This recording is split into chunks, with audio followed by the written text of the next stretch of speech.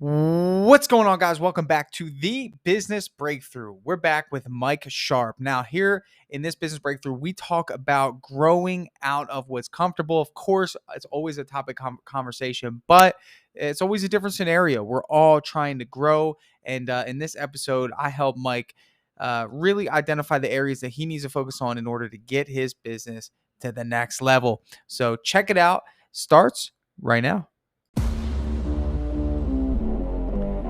Contractors all over the world are wanting more time, more freedom, more impact. The way we do this is through implementing systems, processes, standards.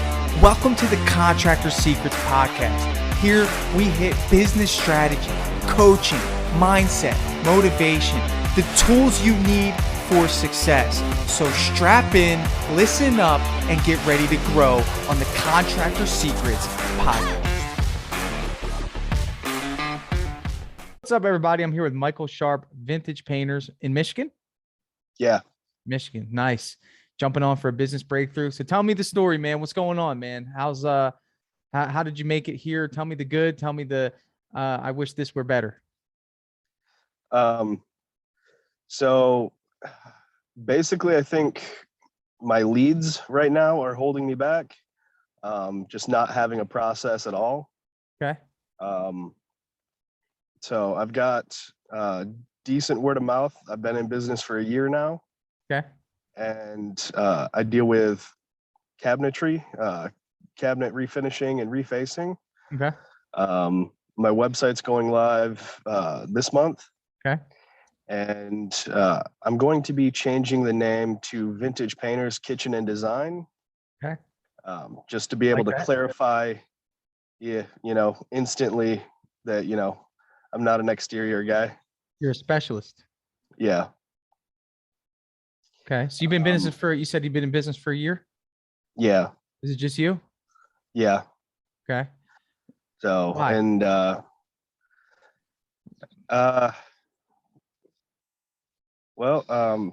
haven't felt like I've had the leads, the jobs to be able to support somebody yet. And, I'm looking down the barrel, realizing like I need a new van, I need a shop, and I need an employee. Okay. So you have these needs, because on the other side of those needs, you see success. If you knock out all three of those, you're on the other side of it, right? So let's go through that, because, I've done a lot of these, man, and I see patterns. I'm sure you can imagine just seeing different things. And I want to speed up your success in a way that gives you something tangible to grab onto when it comes to making these big decisions in business. Before I do that, what were you doing before this? Painting. Multi-million-dollar homes. So Can I ask I you was a question? Yeah. Was it a decent company that you were working for? Yeah. Okay. Let me ask you a question. When you decided to quit your job, was it scary? Absolutely. Was it one of the scariest decisions you've ever made? It was literally between family and home and, side job, trying to get something started. Sure. It's like, I literally chose quitting my job to free up time. You quit your job to free up time, and you wanted family, but you wanted legacy. You had these internal desires. There was part of you and what I want to do here, to be honest with you, Michael, is I want to reverse engineer that decision-making process, because, what I believe what happened is that you got to the point of, on the other side, what we just talked about, you were on the other side of the big decision. You made it, you're there, you're in it. And for some reason, you're kind of surprised that you're here and you made it, like, it's like one of those things. And a lot of people stop right here. And in other words, like, you don't want to mess up or jeopardize what you've created, in a sense that maybe you're not feeling as though once you push the needle, hit the gas, that you're going to get success. Am I in a line a little bit? Dude, I've failed at practically everything that I've ever tried. I'm 36, and like, that's a huge mental barrier. Because you're afraid that you have this fear of failure. In other words, if you really grow. But here's the thing, and this is one of our base principles when it comes to business, my friend, is that your business is either growing or it's dying. There's no in between. And right now, if you were to look inside, let's say you were in a rat cage, you know, and I use this because I like the term the rat race. It's an interesting term to discuss, like, you know, just the hustle and bustle of like constant moving. It's like you're just running around all over, just trying to maintenance this whole thing by yourself. You're at it, you're doing estimates, you're doing, you know, you're trying to do branding, you got a website coming up, you're trying to manage that process, you're thinking about marketing, you're thinking about, you know, sales and growth, and you're kind of, you know, telling customers maybe that you're a little too far out and you're not really able to give them the time and energy they deserve during estimates because you got to go paint and you don't have a shop, and you like it's crazy right now, chaos. Yeah. And what I've learned is that you have this muscle that you've already flexed before, and it was this muscle of I'm going all in on myself. You already did that. There's no greater decision in business that you will ever make greater than starting your business. Would you agree with that? Yeah. You know why I can tell you that with confidence? Because I remember what it was like when I quit my job. And I remember what it was like to go in on my own. And it was scary, you know? But what I had was there was something internal that pushed me to do it. Like maybe for you, you said family was important. Is it family time that was one of the biggest things that you were interested in? Family time and being able to provide for them. Sure. The family time thing hasn't really changed, has it? I mean, not really. Not really. You're probably working more than you were before. Yeah. You're providing, but there's also a part of you that's that's scary. better than it has been ever. Yeah, it's better than it has been ever. So, you know, you've hit that goal, but you know, the legacy goal is that time and that freedom. And really you're a few systems away and a few bold decisions away from making that happen. Right? I mean, you're not that far away. You've already did the hardest thing you're ever going to do. So when you think about making a decision when it comes to hiring a marketer, what you're thinking instead of what you thought of when you quit your job is, what is this going to cost me? Right? The cost. You're cost heavy right now. You're thinking in a transactional way. When you quit your job, you weren't thinking cost. You weren't thinking, you know, what is this going to cost me? How much money am I going to lose? It was once a should, and it turned into a must. You thought yourself when you were working at that job, I should quit my job because I want to provide more for my family and I want to, you know, I want more time with them. But then there was something that happened that turned that should to a must. And you said, I must quit this job and I must start my own business. What was that? What was the turning point?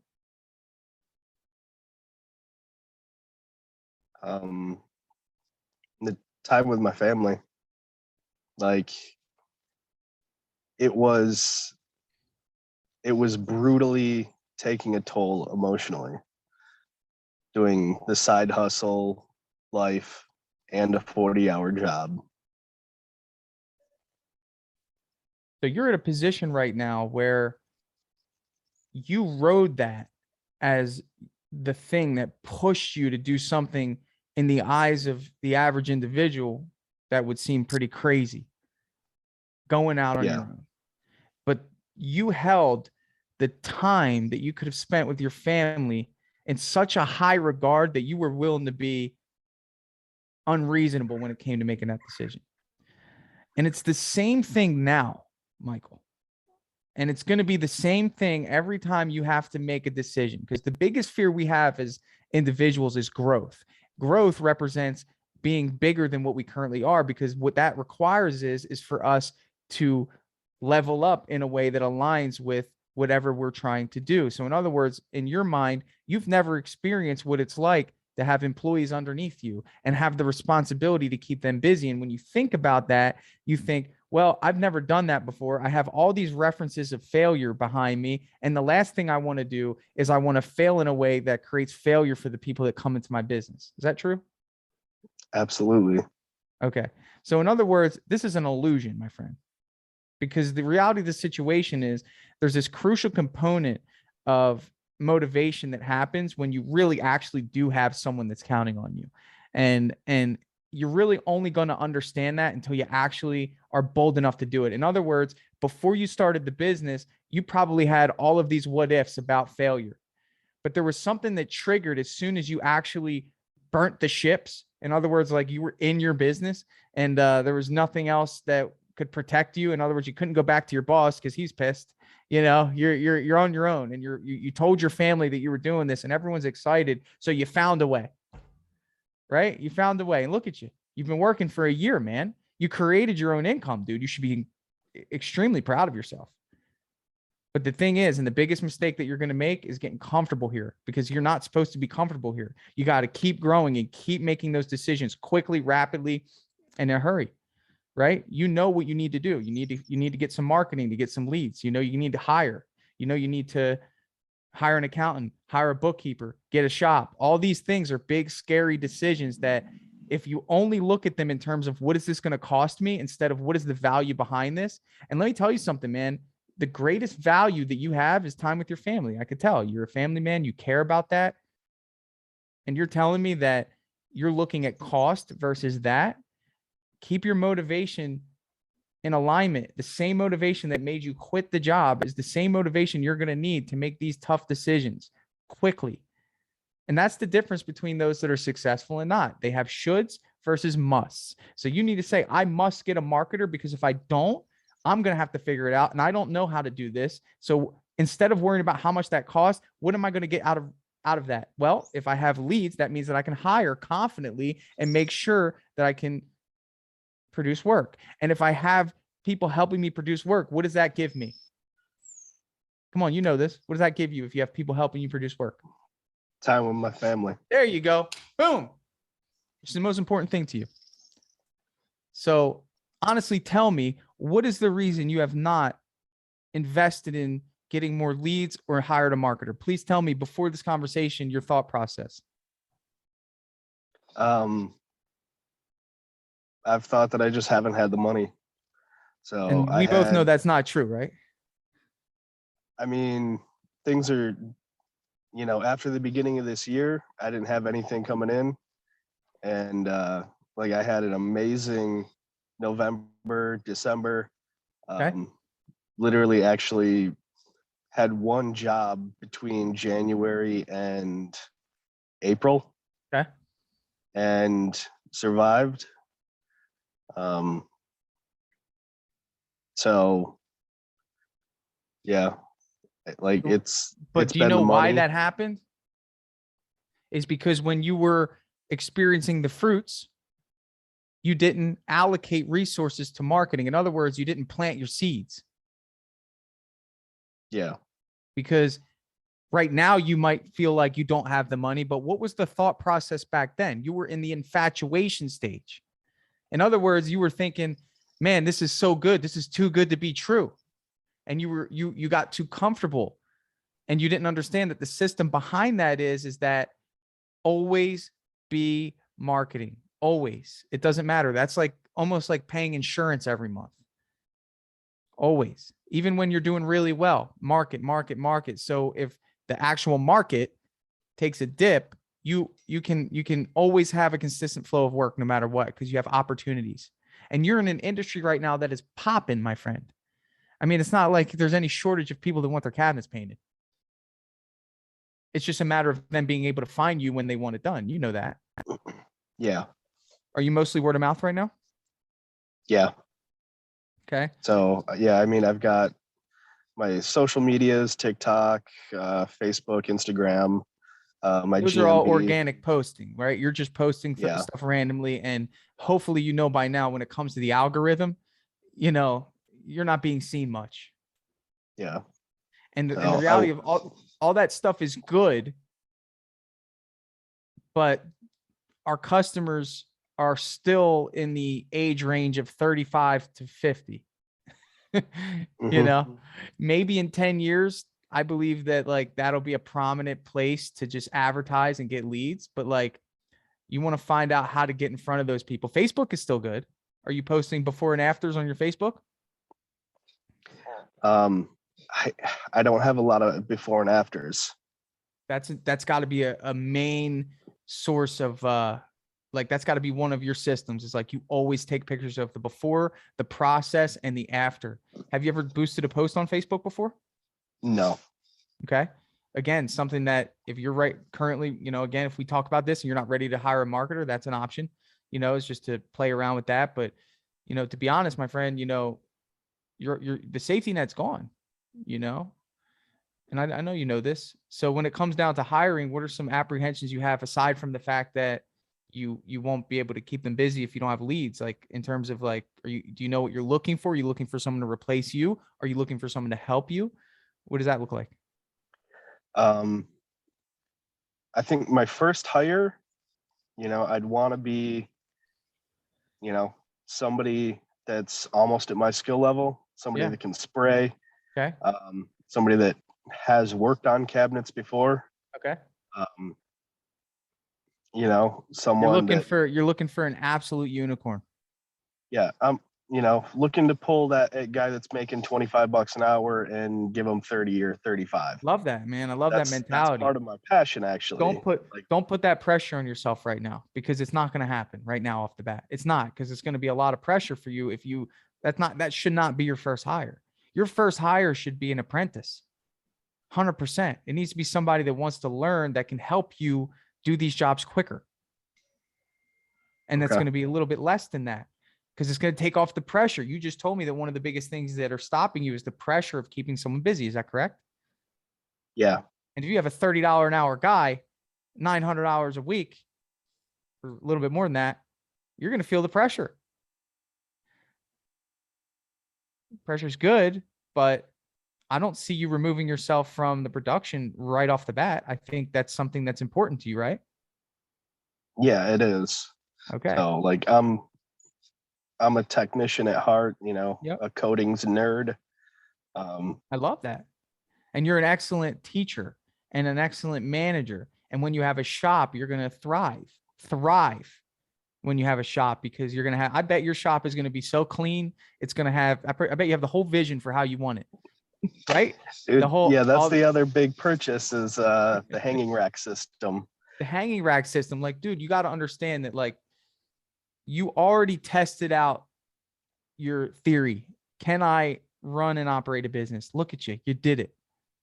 And then there's all these other big decisions that are not quite, if quitting your business was a level 10, tell me what level you think buying a shop is in terms of the severity of the decision and whether it'll make or break you as a person.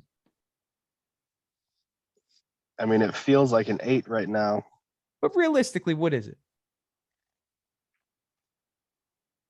I mean, $1,000 a month. What's the worst that can happen?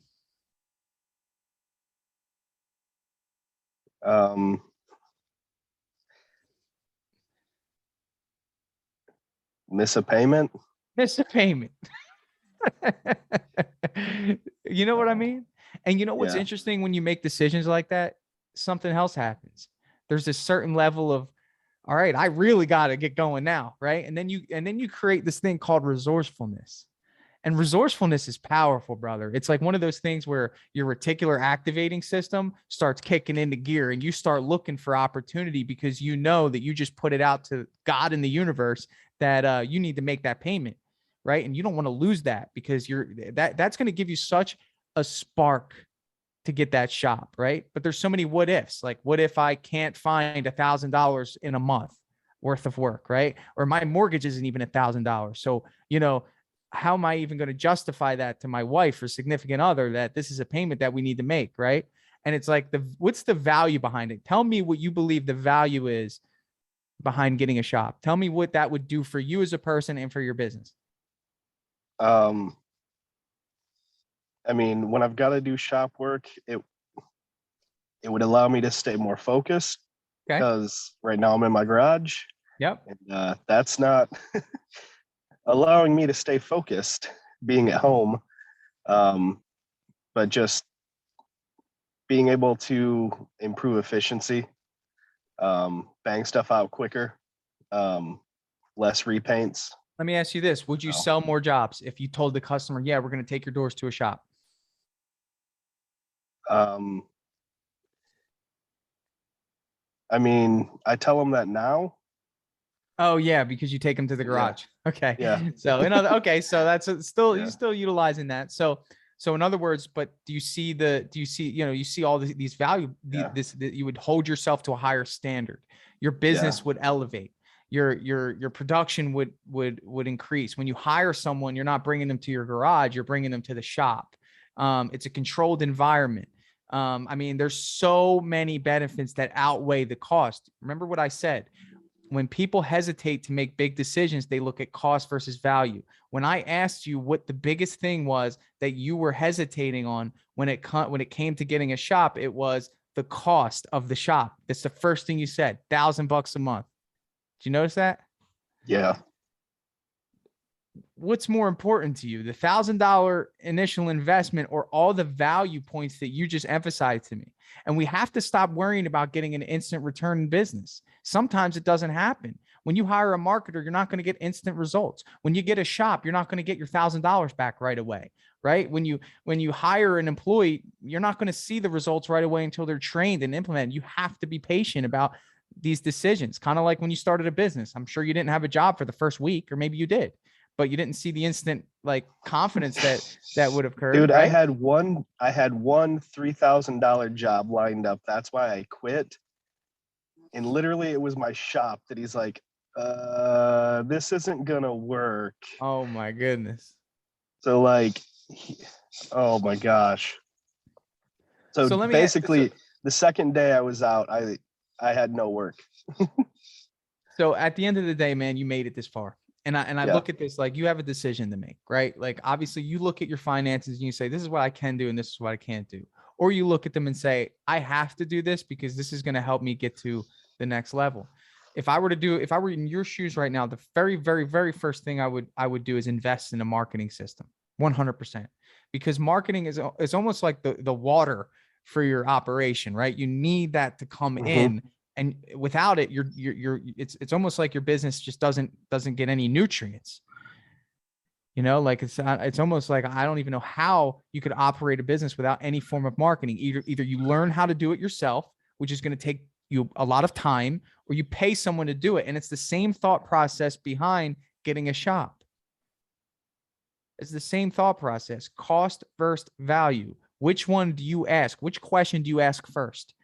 That's the difference between the successful business owners and the ones that are in a procrastination stage. And all they're doing is thinking about the costs. Sometimes we need to be completely illogical and utilize internal motivation to push us beyond logic. Does that make sense? Yeah. The internal motivation that you have, which I love because I align with that, is your family. You're doing this for your family. What else do you have to lose here?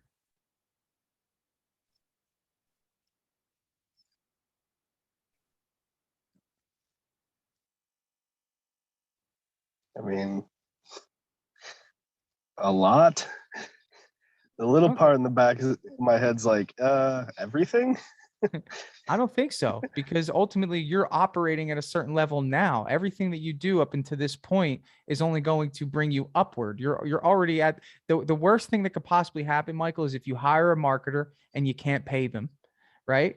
Or you hire, or because that would only be because they haven't generated you any leads, which is their job, right? Like they're literally generating leads, right? So Yeah. I mean, that to me doesn't exist. If you hire an employee, the worst possible thing in the world that could possibly ever happen is you can't pay them, which I'm sure you're the type of individual that would take less of a profit in order to take care of an employee, right?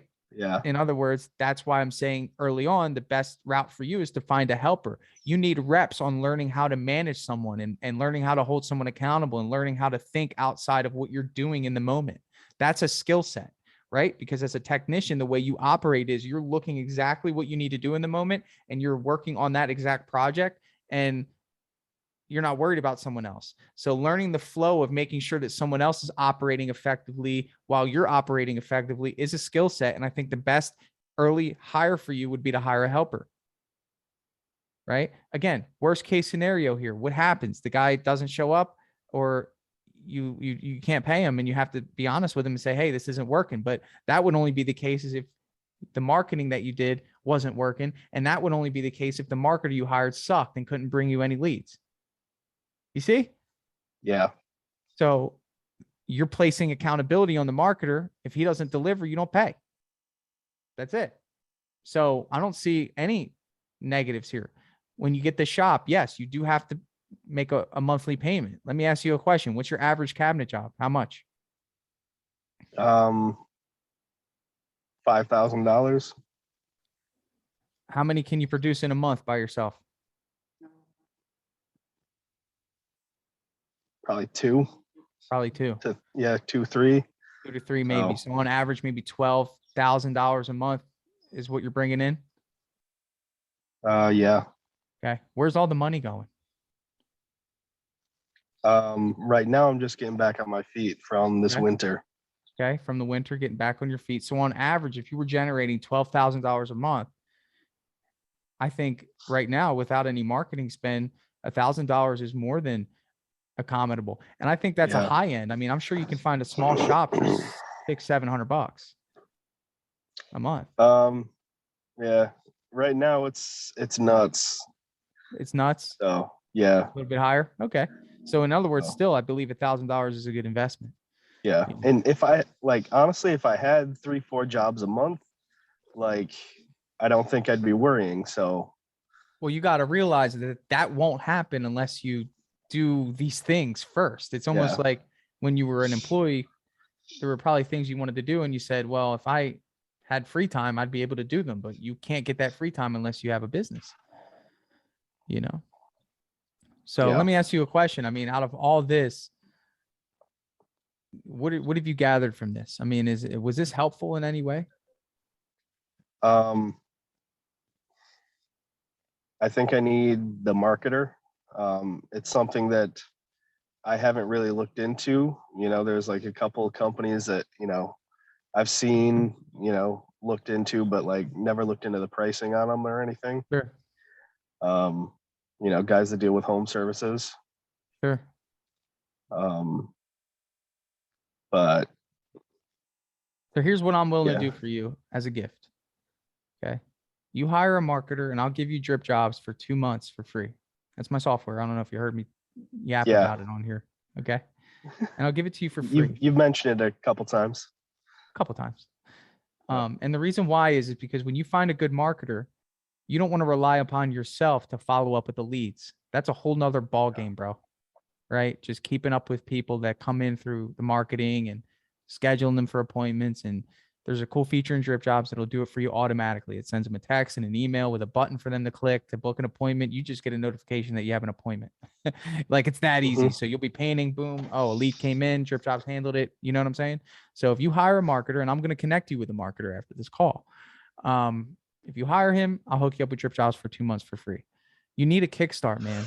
This is one of those things that right now you might be looking at your situation and say, I don't know if I can do this. And I'm sure that was the same exact thought process you had when you started your business in the beginning. It's the same thing. You're just making the decision process. You're utilizing the same decision process that you made when you started your business, and you're utilizing in all these other scary decisions. What was the difference? It's the same thing. That's the secret to business. You keep making bold, powerful decisions with the mindset that you're going to impact your family and your loved ones, your legacy, and maybe even create generational wealth, which I believe if that's what's at stake, then hiring a marketer for $2,000 a month to generate you 15 to 20 grand worth of business is a pretty good investment. Getting a shop that's going to allow you to expand your craft and separate yourself from the competition is 100% worth the investment. Hiring individuals that could work for you and help free you, which was your greatest motivation when you quit your job, is worth the investment. Make the decisions. Don't think about them. Just make them. And then guess what? The worst possible thing that happens is you go right back to where you are at this moment, which isn't bad. You're pretty good. I mean, honestly, you're working, you got money coming in. It's not like you're jingling a can outside, you're doing fine, but this isn't what you planned on. You have no time.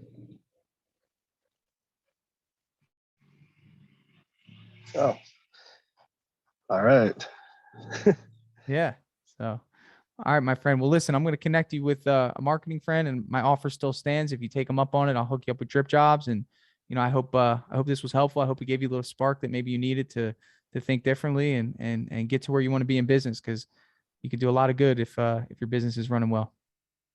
All right, man. Thank you. You're welcome, Mike. See you, man. What's up, guys? Thanks so much for listening to that awesome business breakthrough. I hope you got a lot out of it. So next up is a pro spotlight. We have Mark Bradford. He is a pro Dripjobs user, crushing it. Now, what's cool about Mark is that he was one of the people that was like literally on the fence. I couldn't get him to budge. I think he signed up one time and then didn't really use it, canceled, and then came back, and then he used it and he loves it now. So this was awesome to get him on to share what Dripjobs are doing for him. And hopefully, if you're on the fence, maybe you could see what Dripjobs can do for you. What's up, everyone? I'm here with Mark Bradford. Okay, first of all, let me start with this. You were one of the most skeptical people to ever use Dripjobs. What's changed, man? Do you like it? Was it worth it? Yeah, absolutely. I mean, the biggest thing is like the return on investment is like instant. As soon as you integrate it with the stuff that you already have in place. I linked it with my website, with Nice. my request a quote button, Yeah. and it's just every phone call that I get for customers requesting an estimate. I just redirect them to the website, and Dripjobs Yeah. takes over from there. Love it. So yeah, it's definitely been a game changer. I'm still learning some of the aspects of it. And I think it's great that there's new and updated features coming in all the time. So I'm definitely excited for the Google Calendar when that comes. Oh yeah. Yeah, it's definitely it's made a Good, huge man. difference. Good. Absolutely. So yeah, that was one of the things, is because you and I had spoke before and you weren't sure if, because sometimes it might feel like Dripjobs is too big, right? Because I know that you kind of do your own thing. Are you still, solo? Well, I do have a couple full-time guys and a part-time guy. Okay. So, Oh, cool. All right. it's we're definitely growing. Um, so we want to use, whatever's appropriate as we grow. And I think Yeah. that, Grow into Drip it. Jobs, Right. yeah, absolutely. So there's still some features of Drip Jobs that I don't utilize yet, but that's just because I need to take the time to really fine tune them and tweak them. Absolutely. So I still use every part of it. It's just there's some parts of my old estimating process that work in tandem. Yep. So eventually we'll be merging that. Great. Like I said, it's just it's a fine tuning So process. you got, a couple things. You mentioned the booking link, and I just want to make sure you know this. I know you're directing people to go to your website, but we added a button on the bottom menu. It says new request. Have you seen that on the Dripjobs app? That I don't know that I've seen that. No. You got to check it out. So if Okay. someone calls you, you hit that button and you just punch in their phone number and it sends them the link. So you don't have to say, hey, go to the website. You just hit that button, put in their phone number, and then just like that, they get the link to fill out the form. Oh, even better. Yeah. So save a step there. So you've been using it now for, I think, 2 months. We reached out to you because you're killing it. Just curious in terms of you've been sending proposals. Have people been responding to the automated messages? Yeah, I mean, for the most part, getting onto the Dripjobs drips and getting to scheduling has been very quick. Honestly, most of the responses that I've been getting through the automated responses have been like just After you because send the proposal, mostly? after I send the Right. proposal, and so I've gotten maybe one or two where they were kind of on the fence, and the automated email helped sway them over to the side. Yeah. So, Good. but for the most part, it's a lot of them have been just I go out, do the estimate, and they want to get on the schedule within the next couple days. So, Huge, man. yeah, absolutely. So overall, would you say, I mean, it's pretty easy, software can be pretty crazy. I mean, one of our focuses as a company is to like try to make it as simple as possible for you to get in, do what you need to do and get out. Do you feel as though like you know, it's pretty easy to navigate and use? I think once you spend a good day and a half with it, it's you can jump right in as long as Cool. you're, you know, somewhat computer savvy. Absolutely. Yeah. Love it, So man. it's getting more user friendly, I feel like. Yeah. Did you From the notice we start. started putting the lead sources there on the Yeah. on the deal cards? Yeah, that's great. Yeah, it's I just like being that. able to see where people come from, right? Yeah, and the customers have been using it too. It's Yeah, great. yeah. Well, Yeah, we force them to on that yeah. form. I Yeah, I wondered mean, because it just started all of a sudden. I'm like, oh, yeah, word of mouth, cool. yeah, Yeah, word of mouth. And okay. you know what? Generally, people are really honest on there, which Yeah, is cool. You know, it's yeah, not like, you know, they just like pick whichever one. Cause I'll kind yeah, of follow up. Sometimes like, how'd you hear about us? Just to see if they lied. You know, it's yeah, like, all right, that matches with what you put. yeah, It's like I yeah. got data that I need to look at, lady. So make sure you're correct here. Right, No, that's awesome, exactly. man. So just last thing, man, I always like to end with this on one of these is you were on the fence more than, like I said, anyone. I think you tried it and then you didn't use it. And then I think Mike gave you a kick in the butt. And I was like, dude, give Yeah. it a try. We sat down. If you if you could talk to somebody that's on the fence, maybe just doesn't have a good system or has their own system and they're thinking about Dripjobs, what's one thing you would say to them, you know, to sway them? I would say, I mean, you're not locked in. You know, and it, like I said before, the return on investment's immediate. If you have a decent, if you can present yourself well to the customer, Drip Jobs will do the rest. Boom. That's it. You know, Love keep it, it man. simple. Keep Mm-hmm. it simple. Mark, you're Yep. the man. Continued success for you, my friend. I see that you're growing and I think it's only up from here. I appreciate your time, man. This was 100% Absolutely. voluntary on your part, bro, and it means a lot you Yep. took time out of your day to do it. So thanks, man. Thanks a lot, Tanner.